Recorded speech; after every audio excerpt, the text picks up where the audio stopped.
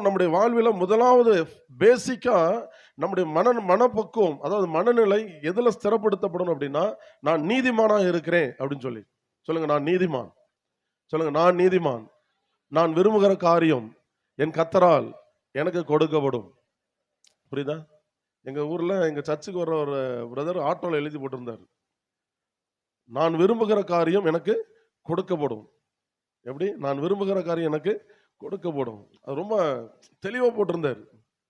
என்ன நல்ல ஒரு தைரியம் என்னன்னா, நான் நீதிமானா இருக்கிறேன். அதனால நான் விரும்புகிற காரியம் எனக்கு என்ன பண்ணப்படும்?